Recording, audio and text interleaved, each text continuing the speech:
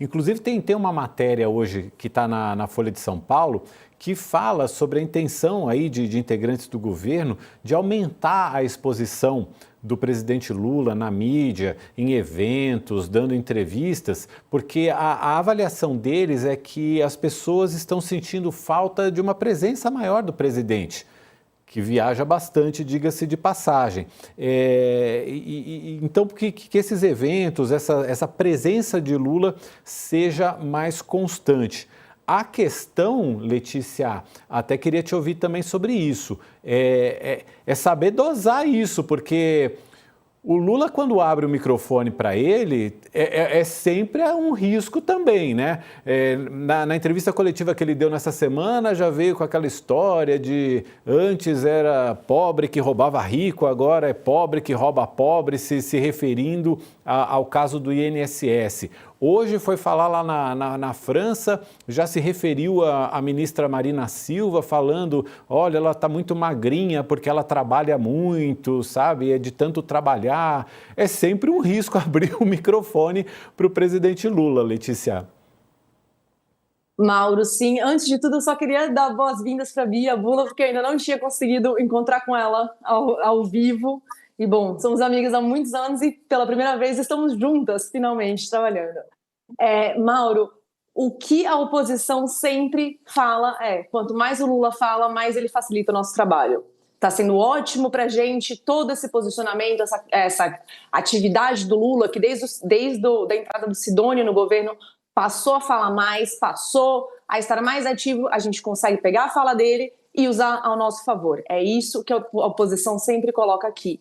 Porque, sim, a oposição tem mais ferramentas e sabe lidar melhor com a questão de internet, com as redes sociais, então eles conseguem aproveitar, por exemplo, quando o Lula fala de inflação, de preço do ovo, do preço da laranja, a gente já viu tudo isso acontecer ao longo desse ano. Eles vão lá, pegam e se aproveitam dessas falas. E todas essas colocações, o presidente ele fala muito de improviso, é uma coisa que ele tem ao longo da carreira dele. Então, que sempre pode ter um lapso ali, uma escorregadela, alguma coisa que ele fala que dá pra gente aproveitar e ir para cima. Então, o presidente precisa tomar sempre muito esse cuidado. De fato, ele precisa se comunicar com a população e fazer a mensagem dele chegar para o eleitor, para o cidadão brasileiro. A gente está 1 ano e meio da eleição presidencial, mas a gente sabe que a campanha já está rolando. Termina uma eleição, começa a campanha para outra. Então, ele falando e vindo a público, ele vai ter que cada vez mais tomar mais cuidado com cada colocação, porque senão ela pode ser tirada do contexto, pode ser pensada ali e o efeito ser o reverso, piorar ainda a situação dele. Pegarem uma frase que daqui a pouco a gente vai ver, repercutiu demais. Essa semana, entre as coisas que ele falou muito do Eduardo Bolsonaro. Falou do Eduardo, o Eduardo foi lá e respondeu. Então, gera-se pautas que não são, às vezes, necessárias ou positivas para o governo a partir de uma frase mal colocada, o Mauro. Tem um outro dado dessa pesquisa que eu até queria... Coach, aí você já emenda as duas coisas, mas eu queria também a tua opinião. Tem um outro dado dessa pesquisa da Quest de hoje que diz o seguinte: 66% dos entrevistados acham que o Lula não deveria se candidatar a um novo mandato. E 65% acham que o ex-presidente Jair Bolsonaro também não deveria se candidatar. Ou seja, aparentemente a maioria não quer nenhum nem outro. Isso abre caminho para aquilo que a gente costumava lá atrás chamar de terceira via, Cocho? Em toda eleição acontece isso, né? Quando chega um certo impasse, uma encruzilhada, aí se fala em terceira via, né? Mas eu queria te falar um pouco antes desse negócio de mais exposição para o Lula, para ele falar mais, viajar mais e tal. Isso já foi tentado, inclusive esse ano. E a situação dele piorou, como a Letícia bem lembrou, sabe? Às vezes, quanto mais ele fala, pior fica a situação. E tem outra coisa, a caixa de mágicas já não tem mais novidades. Toda vez que a situação aperta para o Lula, vai fazer caravanas, vai viajar pelo país, vai dar mais entrevistas, vai encontrar mais com deputados e senadores, mas depois não acontece nada disso. ele continua a viajar, aliás, está agora em Paris de novo, né? Acho que é a terceira viagem para Paris nos últimos anos, né? E não para aqui. Quer dizer, e também esses recursos não têm funcionado, esse é o problema. Sabe? Eu acho que o envelhecimento de imagem não é um problema de idade, não é etarismo, não, é envelhecimento das ideias, das mágicas, né? Do que pode ser feito para reverter a popularidade.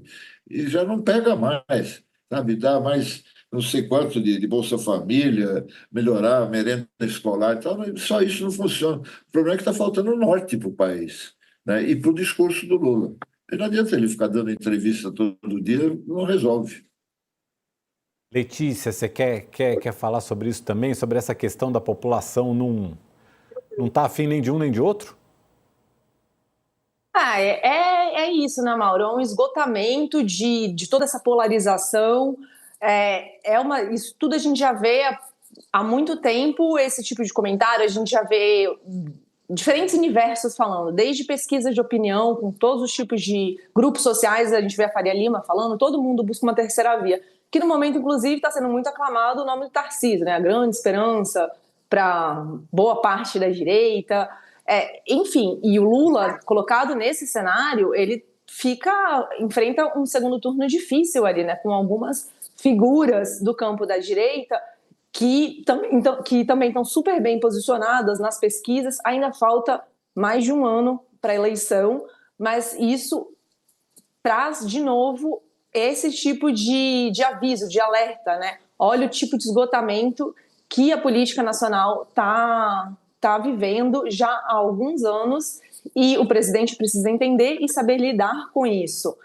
É difícil, mas ao que tudo indica, a gente tem visto mais do mesmo e talvez a gente veja mais do mesmo ao longo dos próximos um ano e pouco, até a próxima eleição, Mauro. E é preciso a gente considerar que essa pesquisa mostra o Lula competitivo ainda na corrida eleitoral, tá? Apesar da gente ver outros nomes da direita surgindo, Tarcísio, Michele, o governador do Paraná também, Ratinho Júnior, aparecendo aí bem colocado quando se considera segundo turno, sempre contra o Lula ganha deles em todos os cenários. Ganha na margem, mas ganha, ou seja, continua competitivo.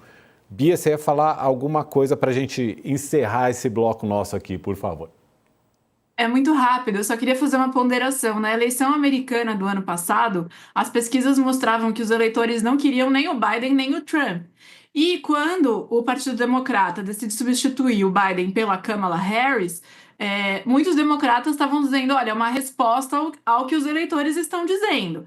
Também a situação de saúde do Biden e os sinais que ele vinha dando, etc., que se confirmam depois, neste ano, né, de que ele estava passando ali por um problema de saúde, mas os democratas usaram essa carta, os eleitores estão falando que não querem nem Trump nem Biden, estamos apresentando alguém que não é Trump e não é Biden, mas não ser o Biden não foi o suficiente para Kamala Harris ganhar do Trump. Então, eu acho que, apesar de ter esses sinais das pesquisas, ainda não dá exatamente para dizer assim, olha, se vier outro nome ganha. Pelo menos não foi isso que aconteceu lá nos Estados Unidos.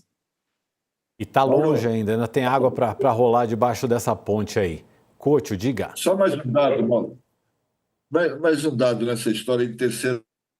Isso aí, toda eleição aparece a história da terceira via. O problema é o seguinte: quem é a terceira via? Quem é o candidato da terceira via? Você tem bolsonaristas, lulistas, petistas. Quem é a terceira via? Só teria alguma força, alguma chance se todos eles se juntassem contra o Lula ou contra o Bolsonaro. O Bolsonaro está fora do jogo, contra o Lula. Só que isso não acontece. Esse é o problema. Você não consideraria um Tarcísio de Freitas, digamos assim, afastado do bolsonarismo, né? Firme ali no Republicanos, junto com outros partidos do Centrão, não seria uma terceira via ou você coloca ele no campo totalmente bolsonarista? Porque assim, o Tarcísio já foi abraçado pela Faria Lima, né? Já é o candidato da Faria Lima. Agora, se ele der ali 2 passinhos de distância em relação ao bolsonarismo mais raiz, ele poderia ser considerado uma terceira via? Não acho. Eu não acredito em bolsonarismo light, essas coisas não existem, né? Sabe? É invenção de marqueteiro. o Tarcísio está numa situação muito difícil, que ele não pode largar a mão do Bolsonaro e, ao mesmo tempo, dando a mão para o Bolsonaro, ele carrega junto toda a rejeição que o Bolsonaro tem. O meu palpite é que ele vai jogar no certo, que é se candidatar à reeleição em São Paulo. E vai acabar saindo um candidato da família Bolsonaro, com o sobrenome Bolsonaro, e um outro candidato entre esses governadores aí. E aí divide a direita, né? Isso é mais provável.